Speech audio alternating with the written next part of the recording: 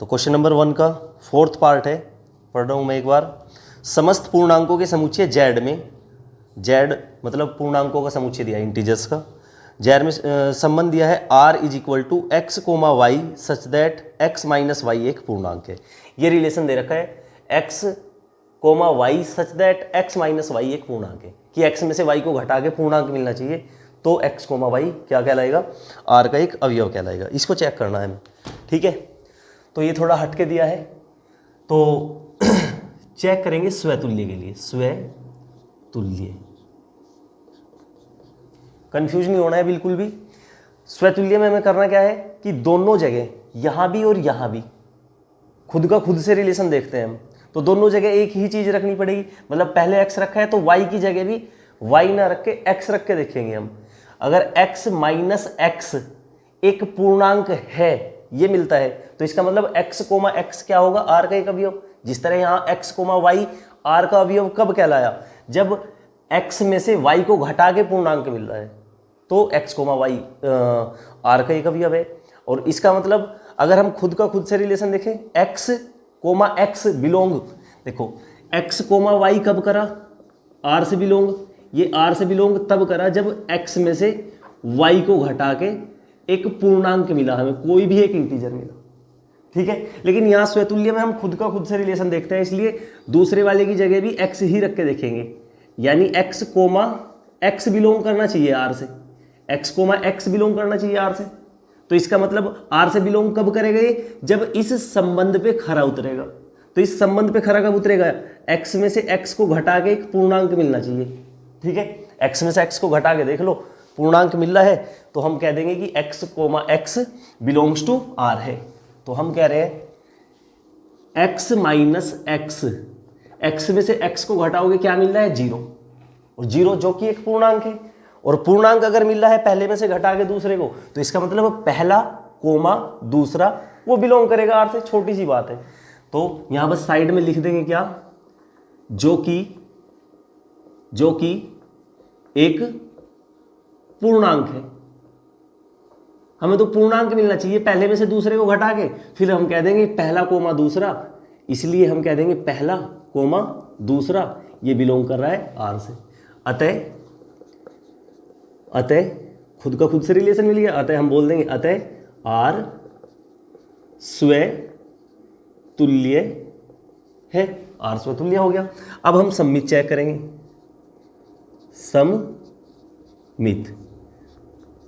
सममित के लिए क्या करेंगे देखो सममित में हमें अगर x कोमा y r के अंदर है, तो इसका उल्टा y कोमा x भी r के अंदर होना चाहिए। तो हम कह रहे हैं चूंकि x कोमा y ये तो दिया हुआ ही है, x कोमा y r का एक अवयव है, चूंकि x कोमा y r का एक अवयव है, कब है अवयव, अगर x कोमा y r का अवयव है तो क्या होना चाहिए, x माइनस y एक पूर्णांक होगा, तभी तो कहलाएगा x कोमा y बिलोंग करेगा r से कब, जब x में से y को घटा के एक पूर्णांक मिले। तो हम इसको ऐसे भी लिख सकते हैं कि माना x माइनस वाई बराबर k मान लिया हमने, क्या मान लिया, k, माना k बिलोंग्स टू z। हमने ये कह दिया कि k एक पूर्णांक है, k बिलोंग्स टू z एक पूर्णांक है, x में से y को घटा के मान के चल रहे हैं हम कि कोई पूर्णांक मिला हमें जो कि k है, ठीक है। x में से y को घटा के क्या मिल रहा है, k मिल रहा है जो कि एक पूर्णांक है। अब हमें तो उल्टा सिद्ध करना है, क्या करना है, y कोमा x बिलोंग कराना है r से। तो ये रफ कर रहा हूं मैं, y कोमा x ये बिलोंग कराना है मैं r से। और संबंध तो हमारा क्या दे रखा है कि पहले में से दूसरे को घटाओगे और पूर्णांक मिलेगा, तब हम पहला कोमा दूसरा करेंगे, r का एक अवयव है। तो y comma x belong r से कब करेगा, जब हम पहले में से दूसरे को घटाए, कि y में से x को घटाए और हमें कोई पूर्णांक मिल जाए एक, यही तो करना है, पूर्णांक मिलेगा तो हम सिद्ध हो जाएगा ये, फिर हम कह देंगे y कोमा x बिलोंग कर रहा है किससे, r से। तो x कोमा y था, y कोमा x लेके आना है हमें, y कोमा x को बिलोंग कराना है r से, तो इसका मतलब y में से x को घटाना पड़ेगा। तो यहाँ से हम माइनस कॉमन ले रहे हैं, तो बन जाएगा कि नहीं, y माइनस एक्स बराबर k, लेकिन हमें माइनस बाहर है, ये माइनस दूसरी तरफ भेज देना है, y माइनस एक्स बराबर माइनस का k आ गया। ठीक है, y माइनस एक्स बराबर माइनस k आ गया। और k तो हम क्या मान के चल रहे थे, पूर्णांक मान के चल रहे थे। पूर्णांक यानी नेगेटिव की भी संख्या हो सके, पॉजिटिव की भी, या जीरो भी हो सके। ठीक है अगर k पूर्णांक है तो क्या माइनस k पूर्णांक होगा या नहीं? देखो पूर्णांक 7 भी है और -7 भी है, चाहे तो 7 कह लो चाहे -7 कह लो, है तो पूर्णांक। हमें तो पूर्णांक मिलना चाहिए, पूर्णांक मिलेगा तो हम पहला कोमा दूसरा अब कह देंगे कि r का एक अवयव है। इसका मतलब ये माइनस हटा के y comma x belongs to r कह सकते हैं नहीं, क्योंकि k भी पूर्णांक है और माइनस k भी पूर्णांक होगा। माइनस k बिलोंग्स टू क्या होगा, z। माइनस k माइनस का पूर्णांक होगा, k प्लस का पूर्णांक था। ठीक है, तो माइनस k बिलोंग्स टू क्या होगा, z होगा। हमें मिल गया, y में से x को घटा के पूर्णांक मिल गया, तो हम बस सिंपल कह सकते हैं y comma x belongs to r। ये संबंध r का एक अवयव है। ठीक है, अतः y comma x comma y r का एक अवयव था, उसका उल्टा भी मिल गया हमें, y कोमा x भी r का अवयव हो गया। तो अतः हम कह सकते हैं अतः r सममित है, सममित है।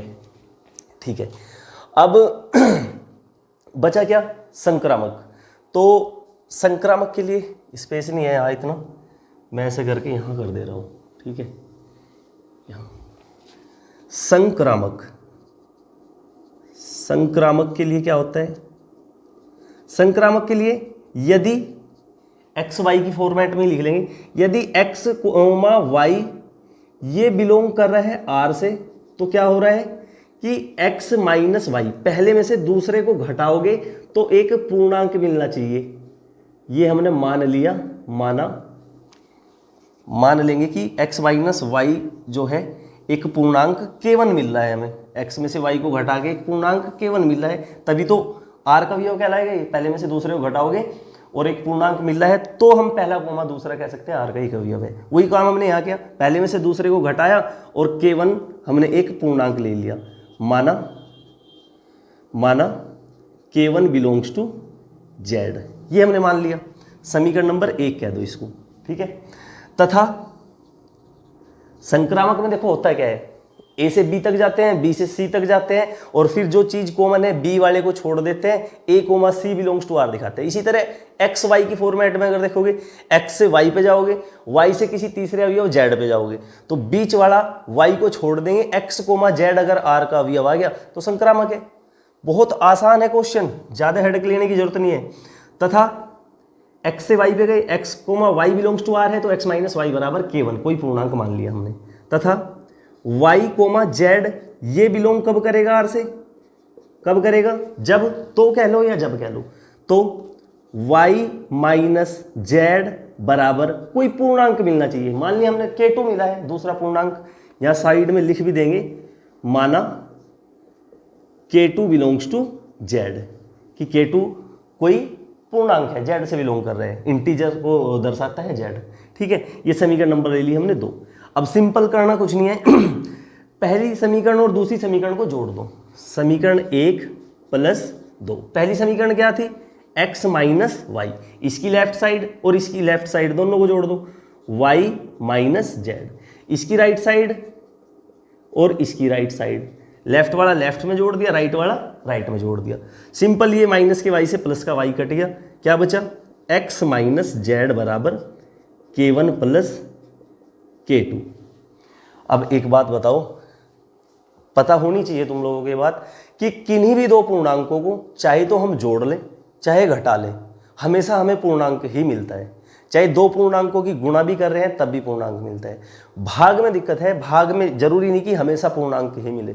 तो किन्हीं भी दो पूर्णांकों को जोड़ रहे हैं हम, k1 भी पूर्णांक है, k2 भी पूर्णांक है, दोनों को जोड़ के रिजल्ट तो पूर्णांक ही आएगा। चाहे जोड़ के देख लो भाई, 3 प्लस 2 क्या मिल रहा है, 5, 3 भी एक पूर्णांक है, 2 भी एक पूर्णांक है, 5 भी पूर्णांक ही मिला रिजल्ट। चाहे जोड़ के देख रहे हैं, माइनस का 7 प्लस का 4 क्या मिल रहा है हमें, माइनस का 3, तो -7 भी पूर्णांक था, 4 भी पूर्णांक है, दोनों को जोड़ने पे हमें -3 मिल रहा है, जो कि एक पूर्णांक है। तो इसी तरह अगर हमने ये मान रखा है कि k1 एक पूर्णांक है, k2 भी एक पूर्णांक है, तो इनका जो योगफल आएगा वो भी क्या आएगा, पूर्णांक। तो हम यहाँ लिख देंगे जहाँ जहाँ k1 प्लस k2 ये बिलोंग कर रहा है z से, यानी एक पूर्णांक है। तो x में से z को घटा के हमें एक पूर्णांक मिल रहा है, यानी पहले में से दूसरे को घटा के एक पूर्णांक मिल रहा है। तो हम सिंपली कह सकते हैं कि पहला कोमा दूसरा बिलोंग्स टू r। यही तो हमारा संबंध है, x comma z belongs to r।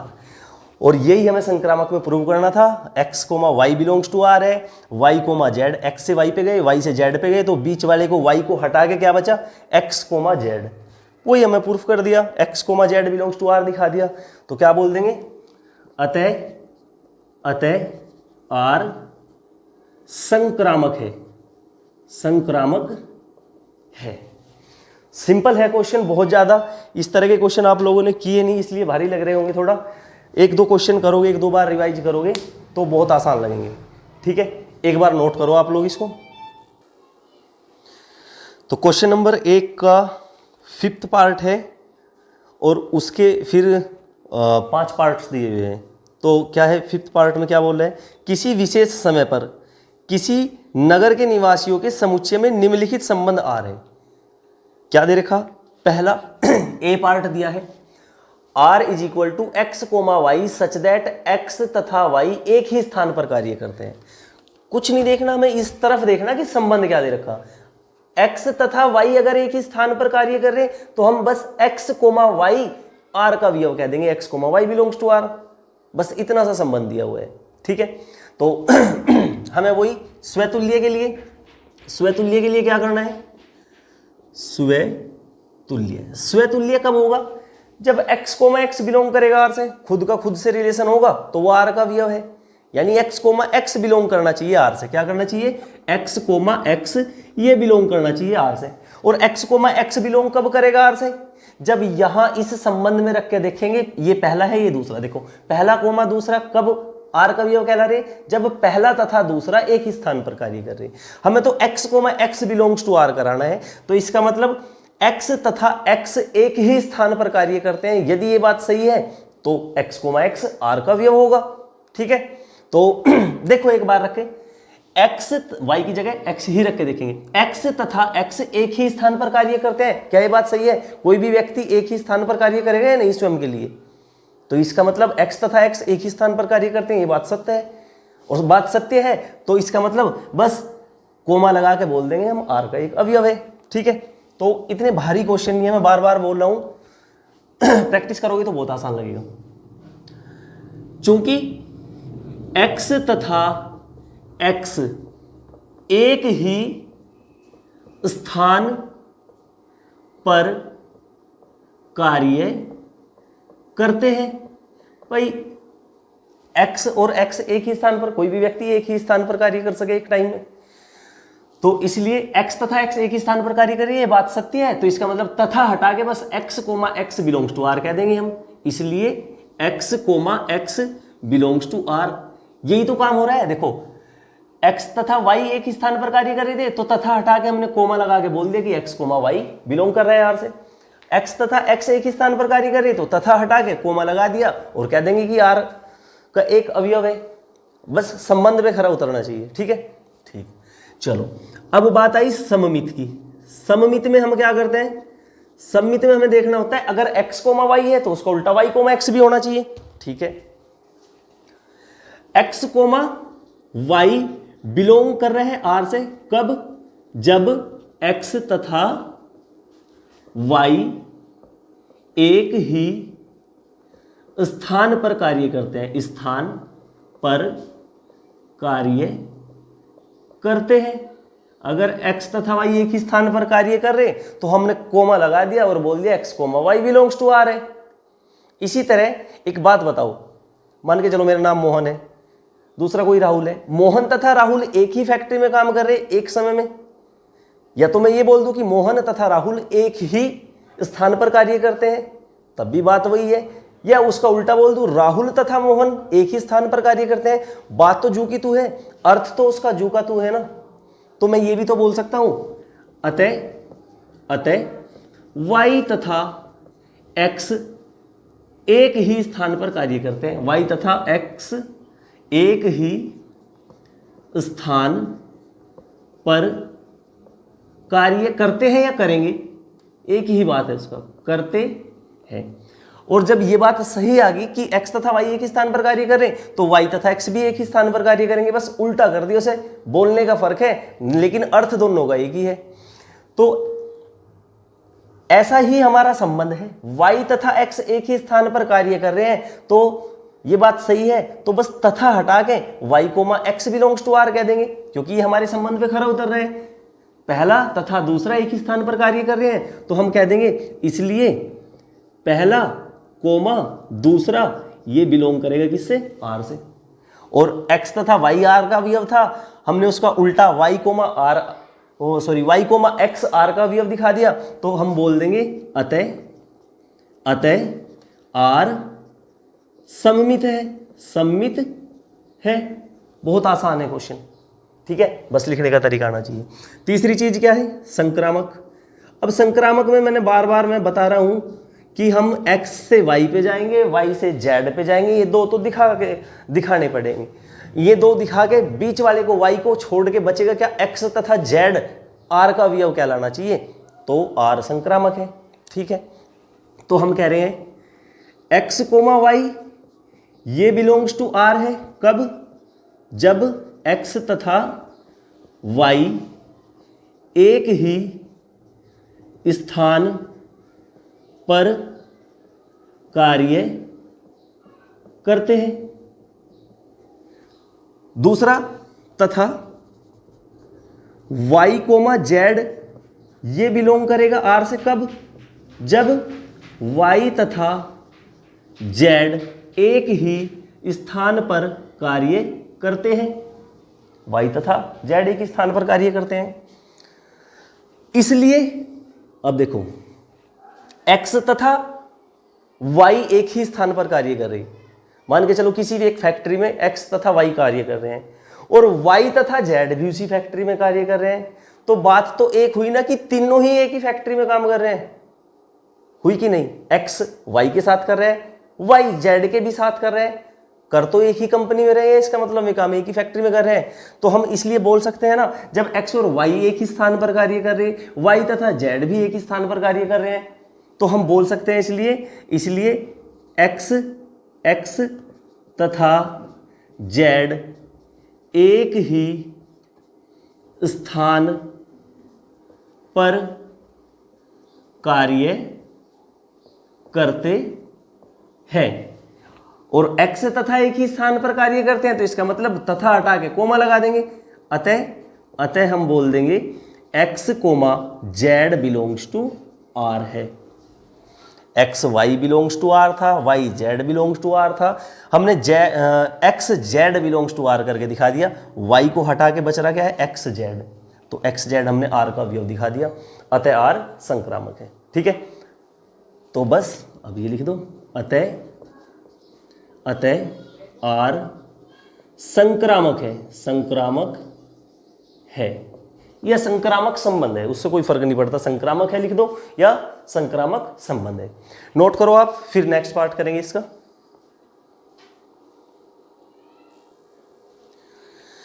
तो बी पार्ट में क्या बोल रहा है, बी पार्ट में बोला है r is equal to x comma Y such that x तथा y एक ही मोहल्ले में रहते हैं। x कोमा वाई इस प्रकार है कि x और y एक ही मोहल्ले में रहते हैं। अब ये बताओ, इससे पहले वाले पार्ट में और इस पार्ट में कोई डिफरेंस है क्या, छोड़ के एक ही स्थान पर कार्य करते हैं, क्या लिखा हुआ है यहाँ पे, एक ही मोहल्ले में रहते हैं। तो पूरा क्वेश्चन उसी पैटर्न में होना है, बिल्कुल सेम होना है।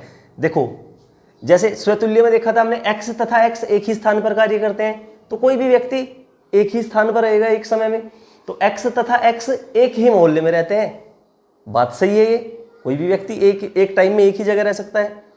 तो इसका मतलब x comma x belongs to r स्वतुल्य हो गया। फिर सम्मित के लिए x comma y belongs to r कब था कि x तथा y एक ही मोहल्ले में रहते हैं, तो इसका मतलब हम इसे उल्टा करके लिख दे, अगर y तथा x एक ही मोहल्ले में रहते हैं, बात तो सेम ही है, अर्थ एक ही है, लिखने का तरीका अलग है। x तथा y एक ही मोहल्ले में रहते हैं, या ये लिख लो y तथा x एक ही मोहल्ले में रहते हैं, अर्थ तो उसका एक ही है, मतलब तो एक ही है, तो इसका मतलब y कोमा x भी बिलोंग करेगा r से। तो तो इसी तरह तुम संक्रामक भी कर लोगे और ये तुम्हें खुद से करना है, ठीक है, होमवर्क है, एक बार देख लो, फिर नेक्स्ट कर रहे हैं इससे।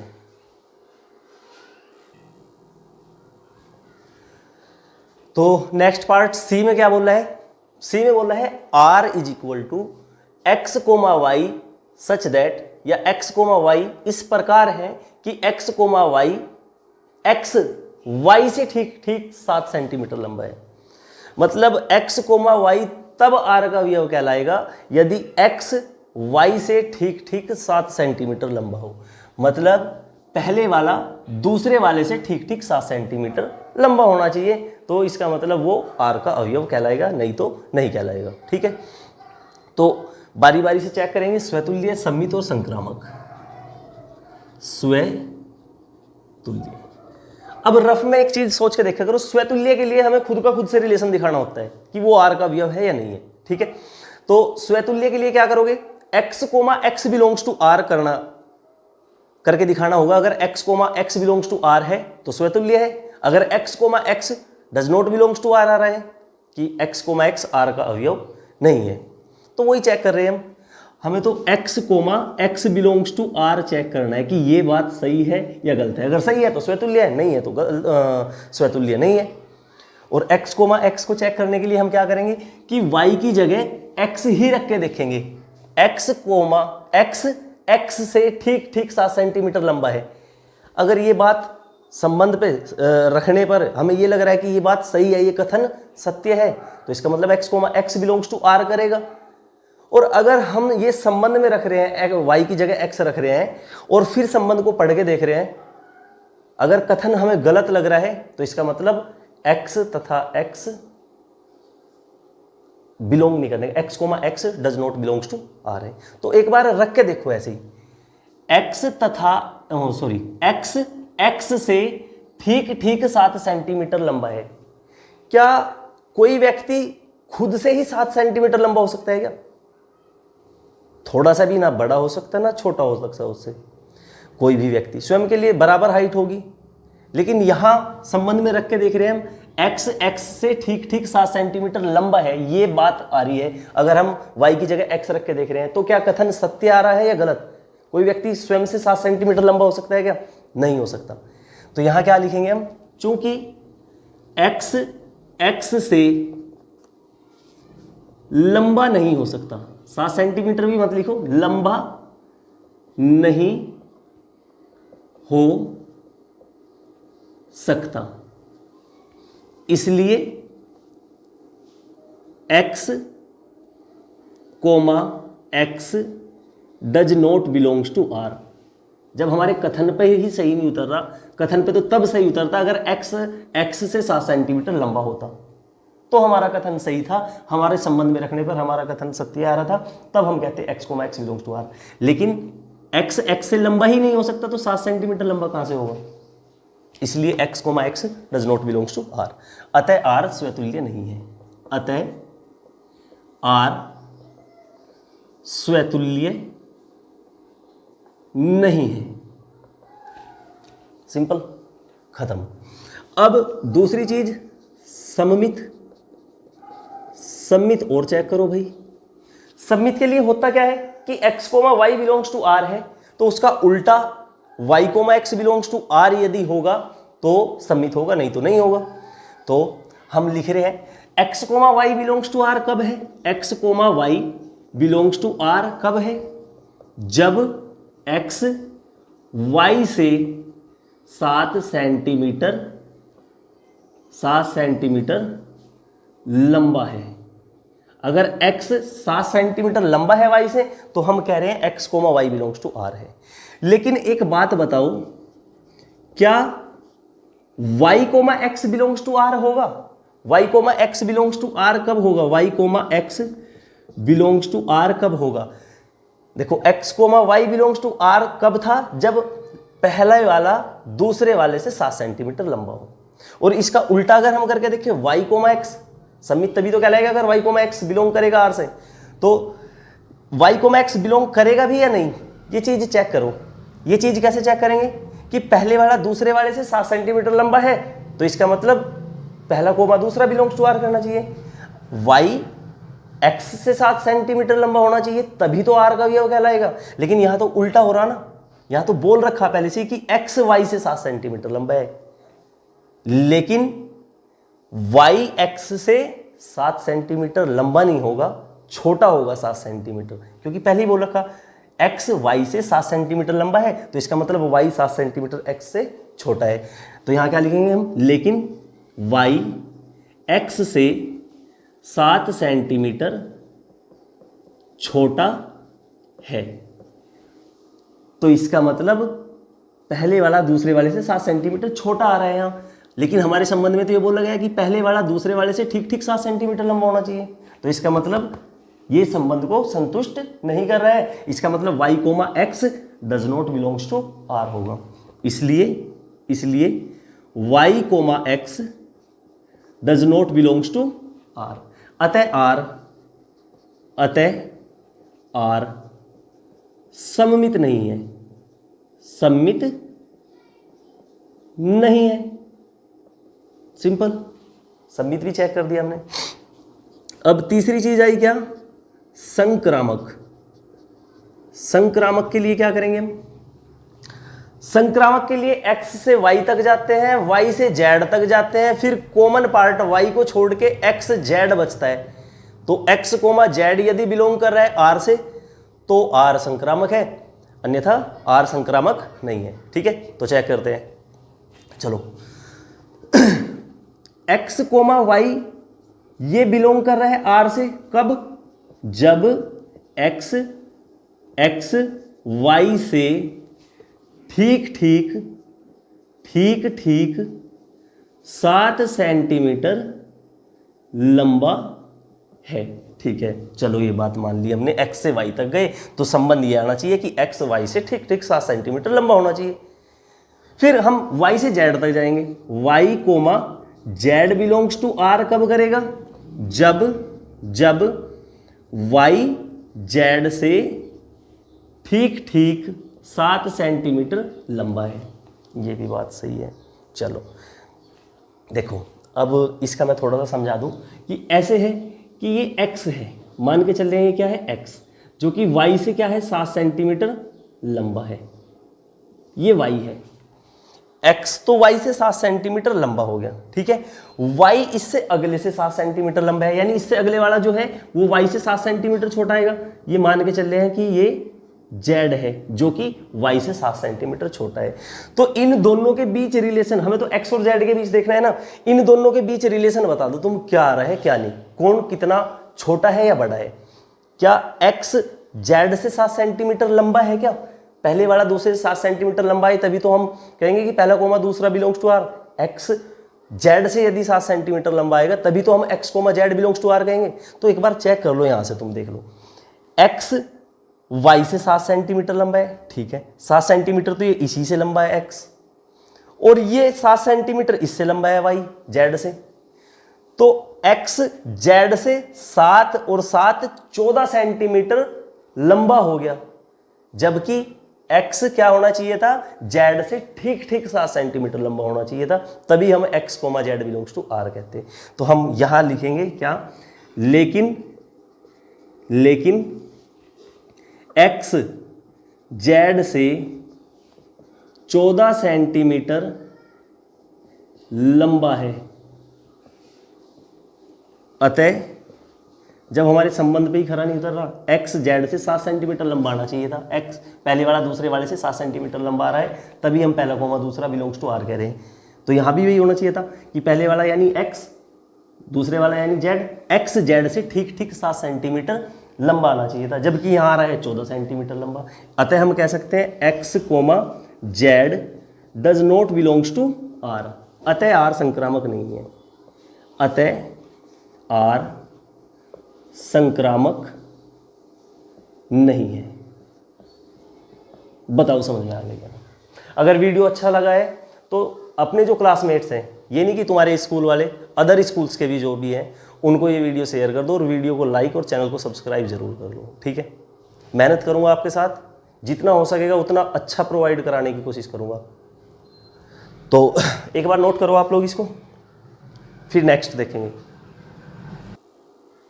इससे अगला पार्ट है डी। डी में क्या दिया है, R is equal to x comma Y such that X Y की पत्नी है। मतलब पहला कोमा दूसरा तब आर का अवयव कहलाएगा जब पहला दूसरे वाले की पत्नी हो। ठीक है, सही है। तो हमें स्वतुल्य के लिए क्या चेक करना होता है, खुद का खुद से रिलेशन। इसका मतलब y की जगह हम x रख के देखना है। अगर y की जगह हम संबंध के अंदर x रख के देख रहे हैं तो क्या कथन सत्य आ रहा है या कथन गलत आ रहा है। अगर सत्य आ रहा है तो इसका मतलब x comma x belongs to r होगा और r स्वतुल्य होगा। ठीक है, तो हम चेक कर रहे हैं स्वतुल्य। स्वतुल्य एक बार ऐसे ही रफली चेक करके देखो, इस y की जगह x रख के देखो और फिर खुद से सोचो कि क्या ये चीज हो सकती है या नहीं। x की पत्नी है, क्या कोई भी व्यक्ति स्वयं की पत्नी हो सकता है क्या? नहीं हो सकता। कोई भी व्यक्ति खुद के लिए खुद की पत्नी नहीं हो सकता। अतः ये कथन क्या है, गलत नजर आ रहा है। ठीक है, तो हम क्या लिखेंगे, चूंकि x की पत्नी नहीं हो सकता, पत्नी नहीं हो सकता, इसलिए x कोमा x बिलोंग भी नहीं करेगा r से। x comma x does not belongs to r।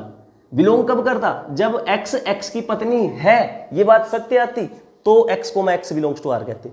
जबकि ये तो गलत आ रहा है, x की पत्नी नहीं हो सकता आ रहा है, इसलिए x कोमा x बिलोंग नहीं करेगा r से।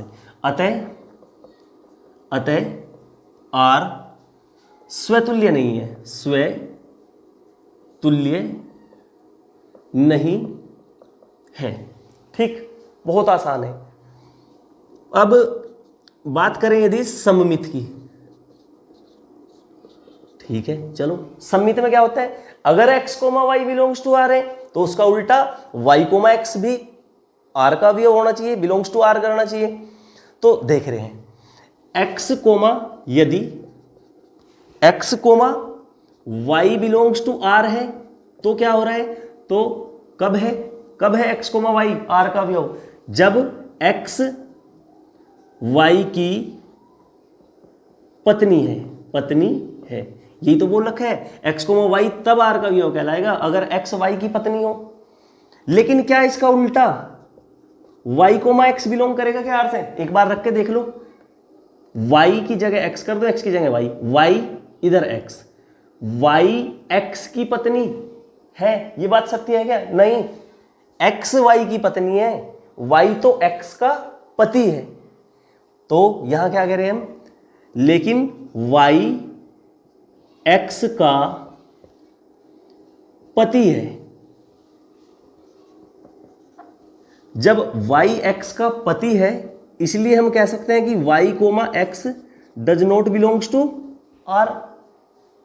बिलोंग तो तब करता अगर y x का पति होता, वो सॉरी पत्नी होती। संबंध तो यही है ना कि पहले वाला दूसरे वाले की पत्नी हो तब वो r का वियोग कहलाएगा। यहां क्या आ रहा है, पहले वाला दूसरे वाले का पति आ रहा है, इसलिए पहला कोमा दूसरा बिलोंग नहीं कर रहा r से, अतः r सम्मित नहीं है। तो उम्मीद करता हूं समझ आ रहा होगा। अतः r सममित नहीं है। ठीक है, अब बात करें संक्रामक की। संक्रामक,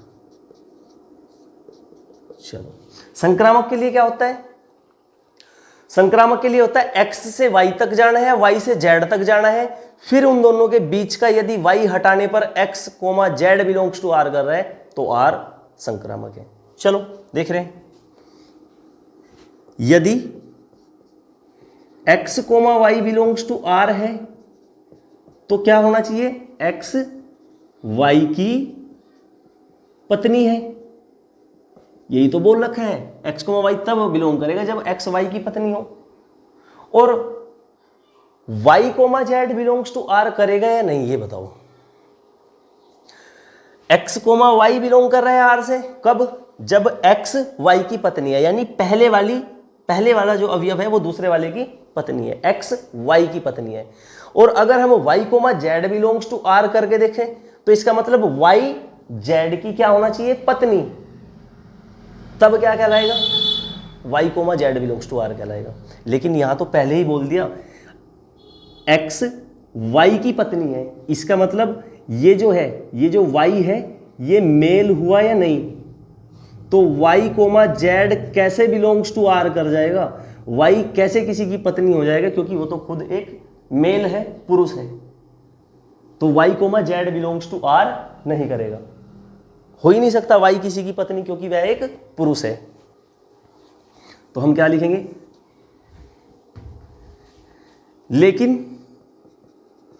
लेकिन y comma Z does not belongs to R, क्योंकि y एक पुरुष है, ठीक है। तो x comma Y belongs to R है, लेकिन y कोमा जेड ही बिलोंग्स टू आर नहीं आ रहा, तो अतः हम क्या कह देंगे, अतः आर संक्रामक नहीं है, अतः आर संक्रामक नहीं है, ठीक है। तो एक पार्ट बच गया इसका, वो भी करेंगे। ये बताओ समझ में आ रहा हो तो कमेंट में बता जरूर दिया करो कि समझ आ रहा है या नहीं आ रहा है, अच्छा आ रहा है या खराब आ रहा है, या कोई गलती लग रही है या कुछ भी है, कोई डाउट्स है, वो कमेंट में शेयर कर दिया करो, ताकि हमें पता चले कि हम क्या कमी कर रहे हैं और क्या अच्छा कर रहे हैं, ठीक है। तो एक बार नोट करो आप लोग।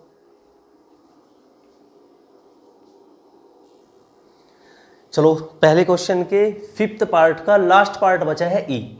आज की वीडियो में केवल इतना ही करेंगे, वीडियो नहीं तो काफ़ी लंबी हो जाएगी, बाकी सारी एक्सरसाइज सीक्वेंस से करेंगे, ठीक है। एक पार्ट रह गया इसका, ये कंप्लीट कर लेते हैं। तो ये कह रहा है R is equal to x comma Y such that X Y के पिता है, मतलब संबंध इस प्रकार दिया है कि अगर पहले वाला दूसरे वाले का एक्स वाई के पिता है, पहले वाला दूसरे वाले का पिता है, तो ही आर का अवयव कहलाएगा वो, ठीक है। तो हमें तो स्वतुल्य चेक करना है। स्वतुल्य के लिए क्या करते हैं कि खुद का खुद से रिलेशन देखना होता है, तो हमें तो y की जगह x रख के देखना है। अगर कथन सत्य लग रहा है हमें संबंध में रखने पर, y की जगह x रख के देख रहे हैं हम, और ये लग रहा है, ऐसा आभास हो रहा है कि हाँ ये चीज़ सही है, होता है ऐसा ही, तो r का अवयव है, नहीं तो नहीं है, ठीक है। तो हम स्वतुल्य चेक कर रहे हैं, स्वतुल्य। यहां एक बार x रख के देखो, y की जगह x रख के देख रहे, x के पिता है। क्या कोई व्यक्ति स्वयं का पिता हो सकता है क्या? नहीं हो सकता। तो चूंकि कोई भी व्यक्ति स्वयं का पिता नहीं हो सकता, इसलिए x comma x does not belongs to R, इतना ही तो लिखना है बस। तो यहां लिखेंगे चूंकि कोई भी व्यक्ति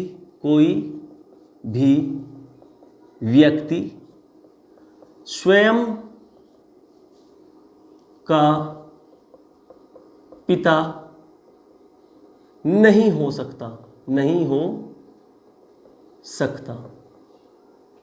इसलिए x comma x does not belongs to R. भाई x कोमा x तभी तो बिलोंग करता जब इस संबंध में रखने पर सत्य उतरता, x तथा x के पिता है, जो कि हो नहीं सकता, पॉसिबल नहीं है। अतः x कोमा x भी बिलोंग नहीं करेगा आर से, ठीक है। तो अतः यहां क्या लिख देंगे हम, अतः आर स्वतुल्य नहीं है, ठीक है, हो गया। अब दूसरी चीज करनी है हमें, क्या, सममित चेक।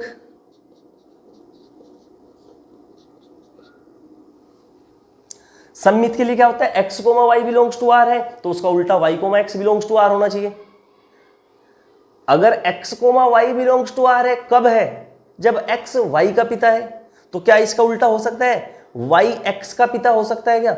नहीं हो सकता, y तो पुत्र होगा x का, ठीक है। तो इसलिए y कोमा x बिलोंग नहीं करेगा आर से। तो हम लिख रहे हैं क्या, यदि x comma y belongs to R, तो x y के पिता है।